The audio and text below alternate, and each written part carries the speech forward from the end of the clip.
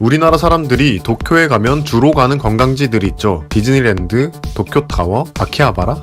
요즘에는 도쿄의 한 서점이 도쿄 관광의 필수 코스가 됐습니다.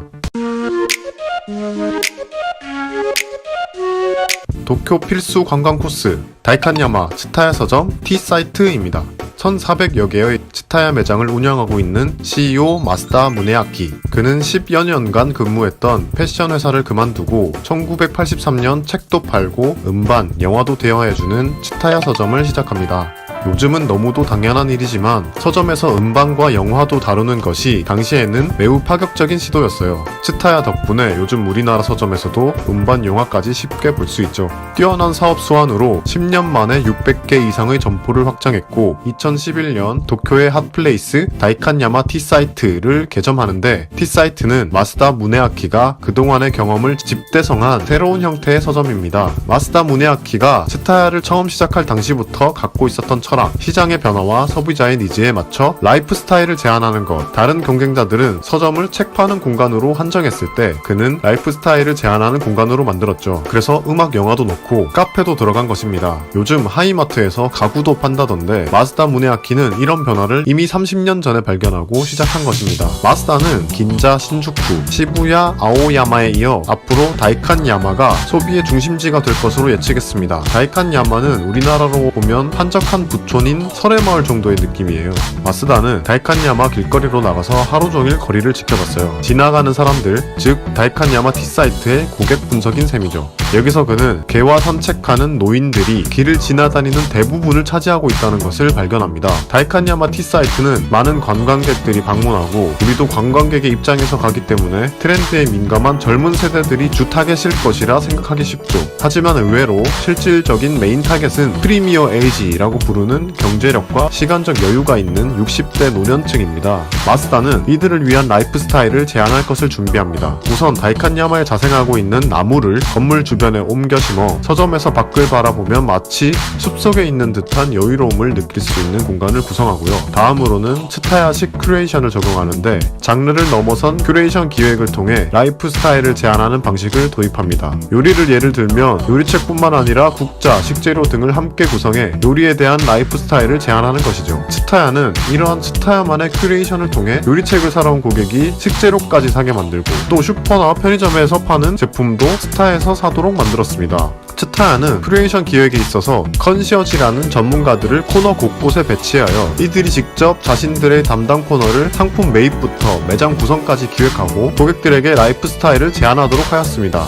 이들 컨시어지에게 주목할 것은 각각이 담당 장르의 전문가라는 것인데 예를 들어 재즈 코너에는 워커힐 호텔의 로비 음악을 편집한 음악가, 문학 코너에는 하루에 한 권씩 1년에 365권의 책을 읽는 직원, 여행 코너에는 20권 이상 가이드북을 출간한 여행 저널리스트 등 각 분야에 내노라 하는 전문가들로 구성되어 있습니다. 이렇게 탄생한 T사이트는 지금까지도 많은 사람들이 찾고 있으며 츠타야의 전체 연매출은 2조 원 이상 달성하고 있습니다. 라이프 스타일을 제안한다는 츠타야의 정신은 범위가 확장되어 다양하게 구현되고 있습니다. 인구 5만 명의 다케오시에 위치한 다케오 시립도서관, 이 또한 마스다 무네아키의 작품입니다. 기존 서고를 없애고 개방형으로 책을 진열했으며 또한 스타벅스를 입점시키고 음악, 영상 콘텐츠 대여와 함께 츠타야 서점도 입점하여 라이프 스타일 라이브러리의 모델을 제시했습니다. 그 결과 지방 도시에 있는 도서관임에도 불구하고 13개월 만에 방문객 100만 명을 돌파했으며 도서관 이용자의 40%는 외지인으로 다케오시 경제에 큰 도움을 주고 있습니다. 다케오 시립도서관과 유사한 모델은 우리나라에서도 만날 수 있습니다.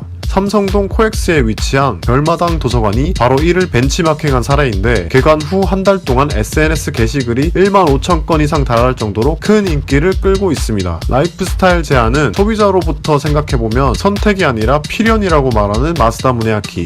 실제로 이러한 바람은 도서, 음반을 넘어선 가전, 가구 등 다양한 분야로 확장되고 있습니다. 이러한 츠타야만의 방식은 온 오프라인 모두 엄청난 과도기를 지나고 있는 우리나라의 유통업계에도 눈여겨봐야 할 트렌드임이 분명합니다.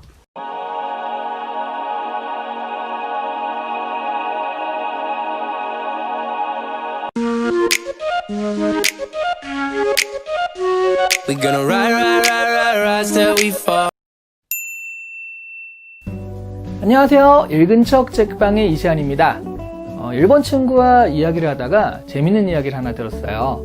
바로 츠타야 서점에 대한 이야기인데요.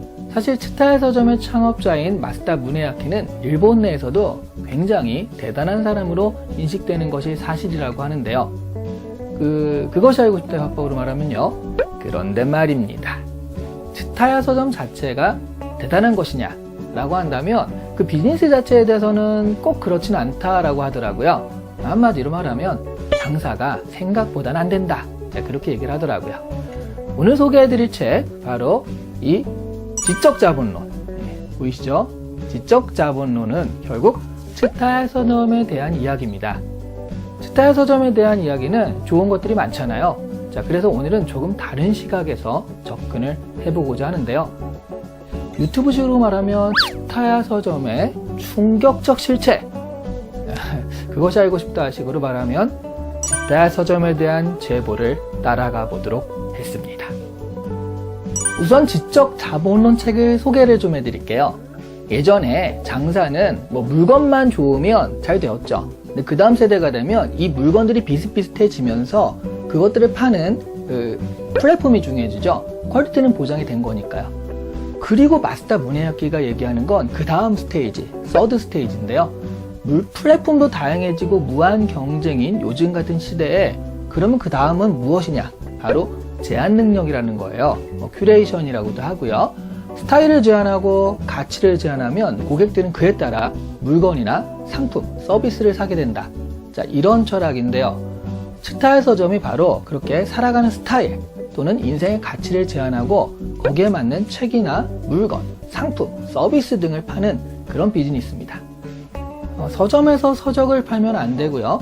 제한 능력을 팔아야 된다. 제한을 해야 된다. 라는 것이 마스다 무네야키의 생각인데요. 그 제한 능력을 갖추기 위해서는 물건 자체보다도 그 물건의 의미를 담고 가치를 들 수 있는 지적 자본을 갖추어야 한다. 라는 그런 얘기거든요. 그리고 그 지적 자본을 갖춘 채 마스다 무네야키가 직접 기획한 그 결과물이 바로 츠타야 서점이기도 하고요. 또한 우리나라 그 코엑스에 가보면 별마당 도서관이 있죠. 그것의 모티브가 된, 말이 좋아 모티브지 이제 베낀 거거든요. 베낀 것의 원형이 된 다케오 시립도서관 같은 것들을 기획을 하게 되는데요. 그것들이 탄생하기까지의 여러 가지 과정과 그 생각들을 담아낸 것이 바로 이 책 지적 자본론입니다. 지적 자본론 오늘의 읽은 척 포인트 첫 번째입니다. 첫 번째는요. 사실 츠타야는 성공한 비즈니스가 아니라는 의견도 많다라는 거죠. 츠타야 서점은 기획하시는 분들 같은 경우에 무슨 성지처럼 여겨서요.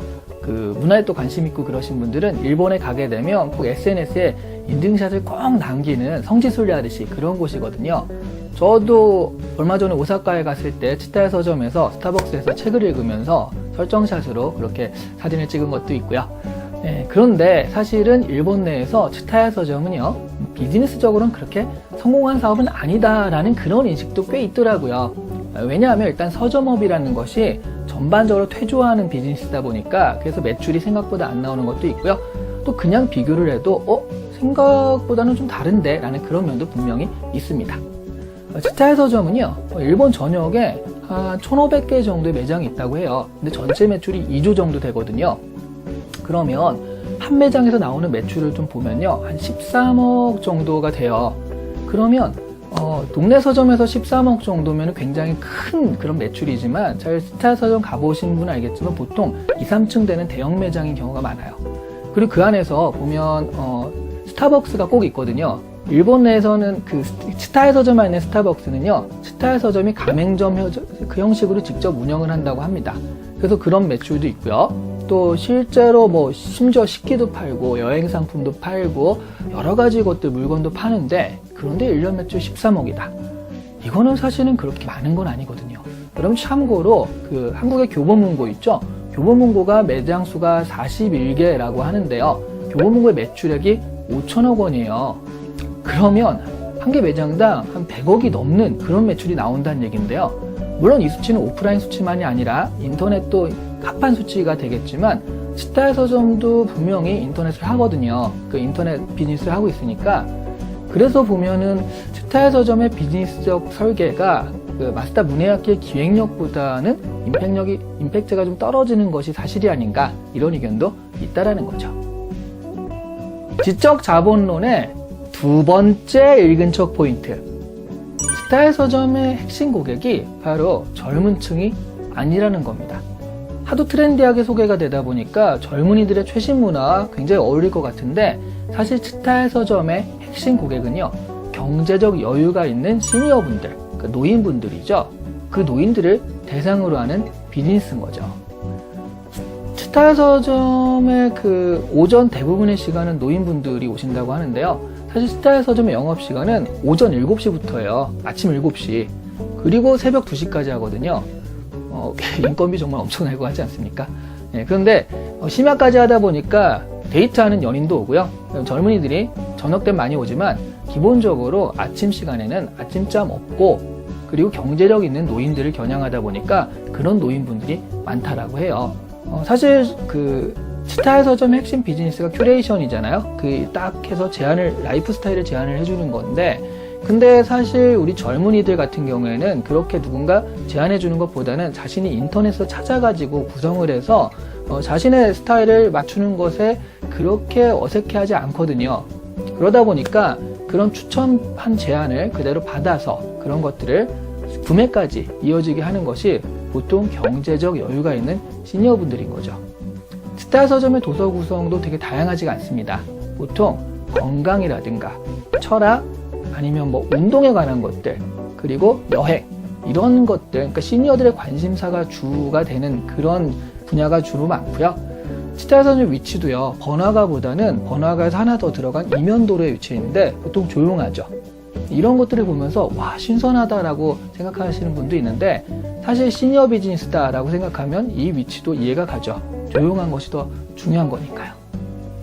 그래서 만약 한국에서 스타일 서점 같은 그런 비즈니스 하고 싶다라고 생각하시는 분들은 보통 이제 젊은이들을 생각하면서 그런 비즈니스 생각하시는데, 근데 이런 걸 생각하면 그 타겟층의 연령을 조금 낮춰 잡는 것보다는 높여서 잡는 것이 좋지 않을까, 이런 생각을 좀 할 수 있습니다. 지적 자본론의 세 번째 포인트입니다. 이게 지적 자본이라는 말을 쓰지만 제가 보기에 이거는 결국 지적 자본이라는 것이 데이터가 아닐까 하는 생각이 들더라고요. 스타일 서점 성공의 비밀은요, 자세히 보면 일본 국민의 반이 가입한 T포인트라는 카드에 있거든요. 이 포인트 카드는 여러 업종을 종합적으로 다 쓸 수 있는 카드이기 때문에 한 사람의 소비 패턴이 다 드러난다고 해요. 그러니까 A라는 책을 산 사람이 B라는 음반을 사고, C라는 음식을 먹고 D라는 여행을 갔다. 자, 이런 걸 보면 이런 류의 사람들, 이걸 산 사람한테는 이런 걸 추천해줘야겠다, 이런 게 이제 자동적으로 딱 뜨거든요. 그래서 넷플릭스의 성공 모델과 좀 비슷하죠. 지적 자본을 보통 기획력이라는 식으로 많이 받아들이시는데, 이 책을 보면서 느낀 건 오히려 이 지적 자본이라는 것이 데이터가 아닐까, 저는 이런 생각이 들더라고요. 실제로 마윈 같은 경우도 앞으로는 DT, 데이터 테크놀로지의 시대다, 뭐 이런 얘기를 하잖아요. 그래서 데이터의 중요성을 다시 한번 저는 이 책을 보면서 좀 느낀 것 같고요. 그래서인지 요즘에 초창기에 스타일 서점은 전문가들, 정말 굉장한 전문가들의 큐레이션으로 유명했는데, 지금은 사실은 그런 전문가들을 서점에서 찾아보긴 어렵다라고 하더라고요. 약간 처음에는 좀 마케팅적인 그런 것이 아니었나 하는 생각이 들 정도인데요. 말하자면 데이터가 전문가인 셈인 거죠. 정리를 좀 할게요. 제가 이렇게 얘기했다고 해서 스타일 서점을 비판하거나 지적 자본론에 대해서 부정적인 생각을 가진 건 아니에요. 근데 이제 문화나 기획 쪽에서 일하시는 분들은 이걸 굉장히 와, 이거밖에 없어 라고 생각하시는 분들이 있기 때문에 제가 이런 부분도 있다라고 말씀을 드린 건데요. 사실 마스다 문해학계의 이 책을 보면, 지적 자본에서 보면 하고 싶은 일을 하는 거지 굉장히 돈을 벌겠다는 생각이 하는 건 아닌 것 같더라고요. 그래서 뭐 기획하거나 이런 것들을 워낙 좋아하시는 거니까 그런 부분에서 분명히 본받을 점이 있지만, 만약 비즈니스적으로 그래서 이것이 하나의 큰 성장 모델이 되겠다 이렇게 생각하셔서 따라 하시는 분이 있다면 이런 부분도 있으니까 경계를 하시라 라는 점에서 좀 말씀을 드렸습니다. 오늘 읽은 척 책방은요, 구성하는 데 도움 말씀 주신 일본에 계신 박사님께 감사를 드리며 마치도록 하겠습니다. 지금까지 이시안이었습니다. 오늘도 구독 부탁드립니다.